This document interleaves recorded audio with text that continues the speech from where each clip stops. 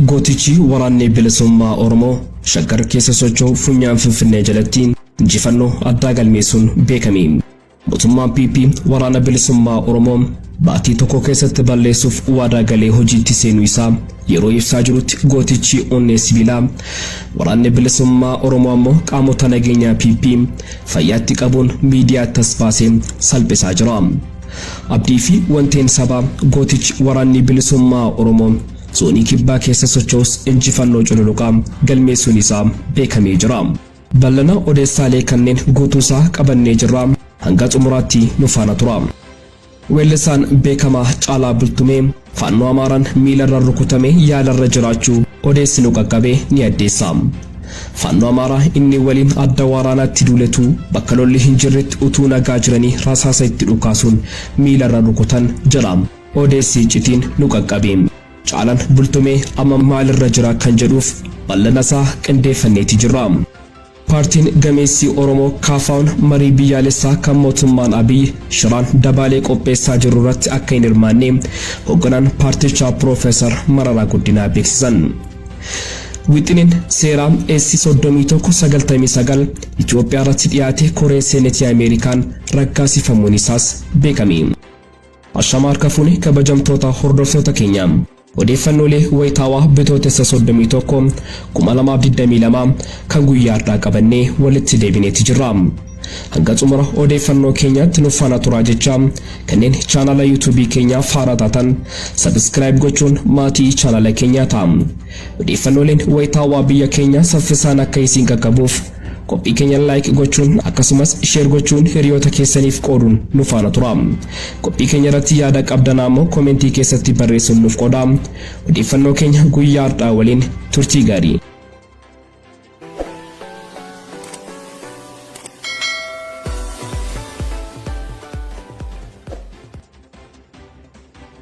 Gootichi waraanni bilisummaa Oromoo shaggar keessa socho'u funyaan Finfinnee jalatti injifannoo addaa galmeessuun beekame. Mootummaan PP waraana bilisummaa Oromoo baatii tokko keessatti balleessuuf waadaa galee hojiitti seenuu isaa yeroo ibsaa jirutti gootichi onnee sibiilaa waraanni bilisummaa Oromoo ammoo qaamota nageenyaa PP fayyaatti qabuun miidiyaa tasbaasee salphisaa jira. Abdii fi wanteen sabaa gootichi waraanni bilisummaa Oromoo zoonii kibbaa keessa socho'us injifannoo cululuqaa galmeessuun isaa beekamee jira. Waraanni bilisummaa Oromoo kaaba lixa shaggar qaamota nageenyaa mootummaa PP to'achuu beeksisee. Waraanni bilisummaa Oromoo zoonii kaaba lixa shaggar funyaan Finfinnee jalatti injifannoo urgooftuu galmeessuu itti fufuun sulultaa magaalaa Darbaa seenee Komaandara poolisii Tolchaa Areeroo dabalatee caasaa nageenyaa lama dhuunfatee ba'uu beeksisee jira. Yeroo mootummaan PP waraana bilisummaa Oromoo balleessina jechuun opereeshinii gaggeessuuf qophiirra jirutti qaamonni nageenyaa mootummaan abdatu gooticha ilma sabaa waraana bilisummaa Oromoon bakkoota garaagaraatti booji'amuu fi butamuun mootummaatti rifaatu guddaa uumeetii jira.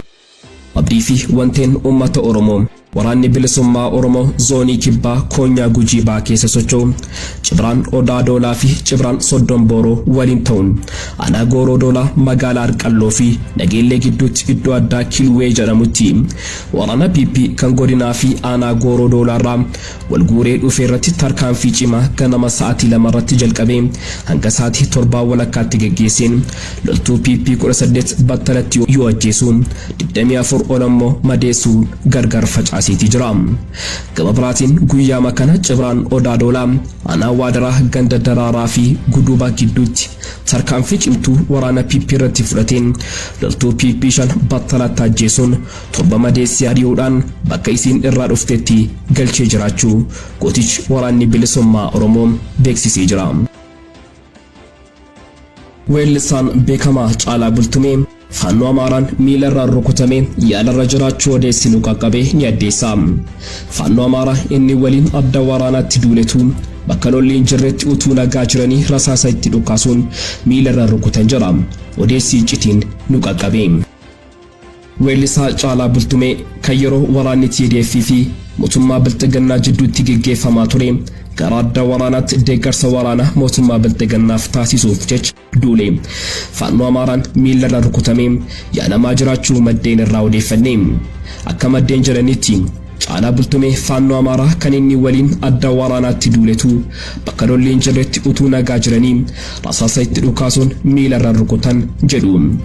Yeroo faannoon amaaraa gocha kana raawwatan dubbicha icciitiin qabuudhaan mootummaan bilxiginnaa yaalaaf gara Finfinnee fidee yeroo ammaa dhoksaan yaala argachaa jiraachuudha kan odeeffanne. Maddeen icciitii kana saaxilan akka jedhanitti caalaa bultumee faannoo amaaraan rasaasaan miila isaarra akka malee rukutamee yaala argachaa jira. Garuu mana yaalaa inni jiru dhoksanii jiru jedhu.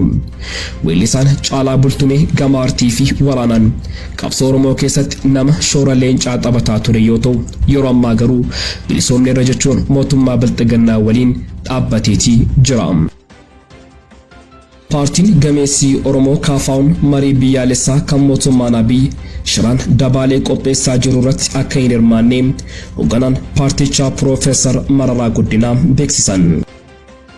Qaamni Koongireesii Federaalawaa Oromoo marii biyyaalessaa Itoophiyaan adeemsistu irratti akka hin hirmaanne durataan dhaabichaa Piroofeesar Mararaa Guddinaa himan.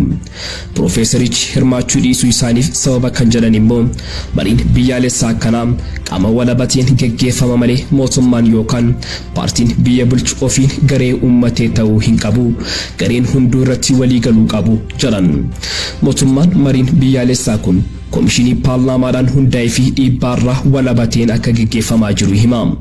Paarlaamaa Itoophiyaatti gaafatamaa mootummaa kan ta'e obbo Tasfaayee Baljigee Tibbarbe afaan fajjiif yeroo dubbatu dhibdeeyyuuwwan siyaasaa biyyattii gidduu jiru furuun sirna diimokiraasii ijaaruuf mariin akka godhamu komishinii kana ijaaruun barbaachise jedheeti ture. Gama biraan mariin biyyaalessaa kun warra qabsoo hidhannoo irra jiran dabalatee hunda hirmaachisuu akka qabu kaasan Piroofeesar Mararaan warra hidhatee bosona jiruu fi warra kaabaa lolu fa'i dabalachuu qaba jedhan. Mariin biyyaalessaa kun marii mootummaa fi gareelee mormituu gidduutti taasifamu qofa ta'uu hin qabu jedhan. Marii qofa osoo hin taane mootummaa fi gareeleen mormituu rakkoo biyya kanaa hiikuudhaaf tokko lamaan kanan fudhadha kanan kenna jechuun kan irratti dubbatan ta'uu qaba jedhan. Aangoo dabalatee dhimmoota kaan irrattis dubbatamu akka qabu himan.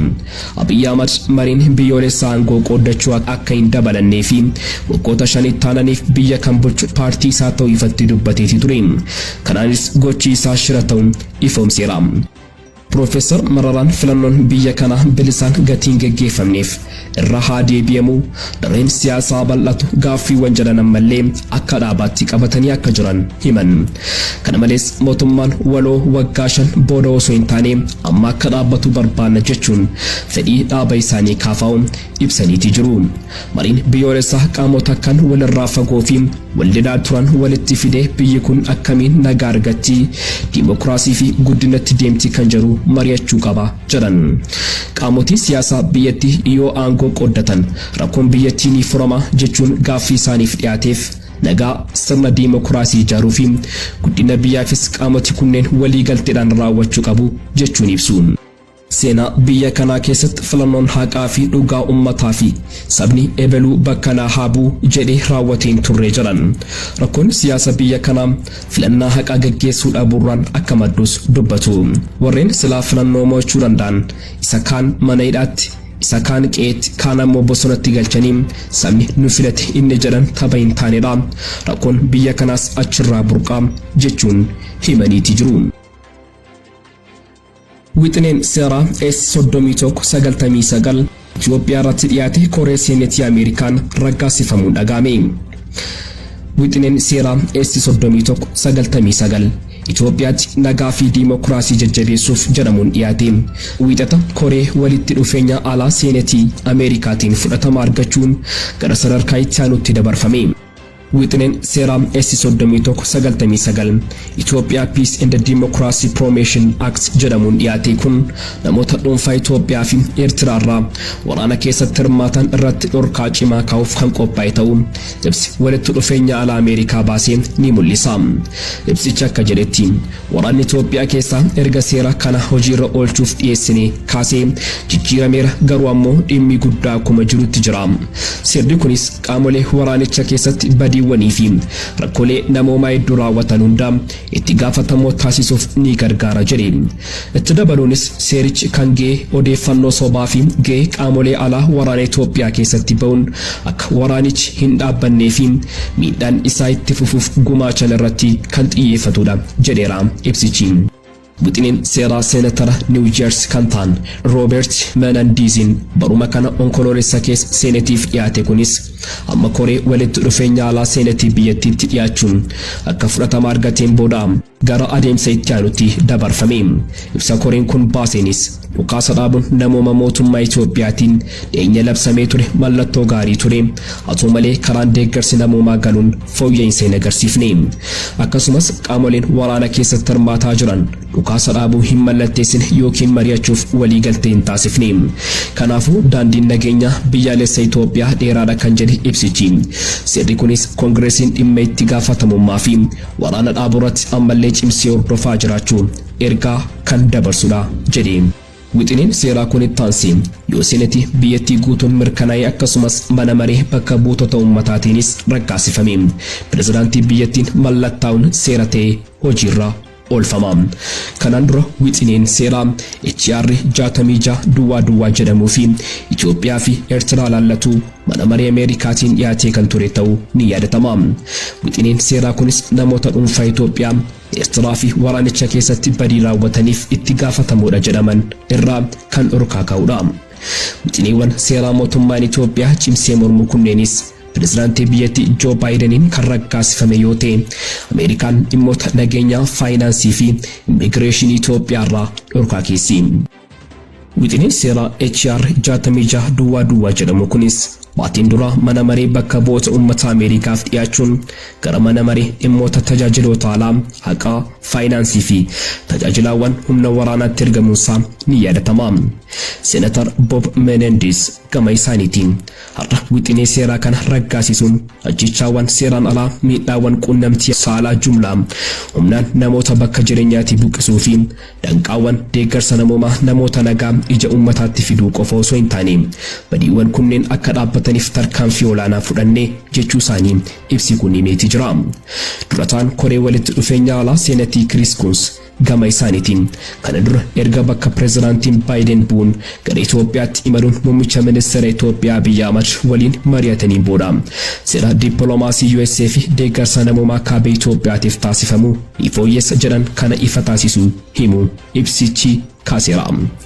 Yaalii dhukaasa dhaabuu fi daandii deeggarsa namoomaa ittiin qaqqabu fooyyessuu ilaalchisee dhiyeenya keessa haalli nama jajjabeessuu jiraatulleen Itoophiyaa keessatti nagaa waaraa fi walitti fufiinsa qabu buusuuf garuu qaamolee wal waraanaa jiran irraa jecha afaanii qofa osoo hin taane tarkaanfii qabatamaatu barbaadama jedhan.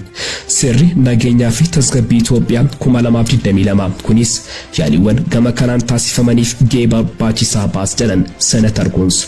Wixineen seeraa S3199 fi HR 66 jedhaman erga seenatoroota Ameerikaatiin ifa taasifamanii kaasee mootummaan Itoophiyaa fi lammiilee Itoophiyaa Ameerikaatti argaman mormii isaanii kan dhageessisan yoo ta'u lammiilee Itoophiyaa seericha hojiirra oolfamuuf dhiibbaa taasisaa turanis jiru. Haa ta'u malee erga wixineen seeraa S3199 Itoophiyaatti nagaa fi diimokiraasii jajjabeessuuf jedhame kun guyyaa kibxataa koree walitti dhufeenya alaa seenetii Ameerikaatiin fudhatama argateen booda gama mootummaa Itoophiyaatiin kan jedhame hin jiru. Egaan kabajamtoota hordoftoota keenya odeeffannoolee wayitaawaa nuti sa'aatii kanaaf qabannee dhiyaannee asumarratti goolabamaa.